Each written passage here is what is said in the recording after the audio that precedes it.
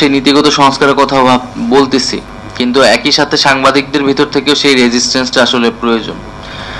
কাউকে না কাউকে আসলে দায়িত্বটা নিতে হবে, এবং সরকারের জায়গা থেকে আমরা তো সেই রেজিস্ট্যান্স দেখেছিলাম সাংবাদিকদের মধ্য থেকে, কিন্তু এই অভ্যুত্থানে কিন্তু সেই রেজিস্ট্যান্সটা প্রাতিষ্ঠানিকভাবে আসেনি সাংবাদিকদের পক্ষ থেকে। আমার ক্ষুদ্র জ্ঞানে আমি যতটুকু বুঝেছি ততটুকু বললাম, ভুল হলে আপনারা বিবেচনা করবেন।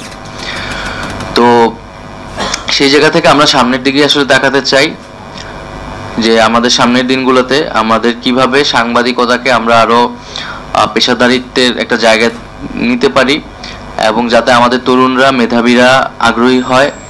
আমাদের তরুণদের মধ্যে কিন্তু সাংবাদিকতায় আসার প্রবণতা দিন থেকে দিন কমতেছে, আগ্রহ কমতেছে, এবং এই পেশার প্রতি আসলে একটা হতাশা কাজ করতেছে। কারণ এই পেশাটাকে যেই মর্যাদার সহিত একসময় দেখা হইতো, ভাবা হইতো সমাজে, এবং যেই ভাবা হইতো যে একটা রাজনৈতিক দায়িত্ব হিসেবেও ভাবা হইতো, মানুষ নিজেকে বুঝতে পারতো, কিন্তু সেই জায়গাটা এখন কিন্তু কমে এসেছে আর কি।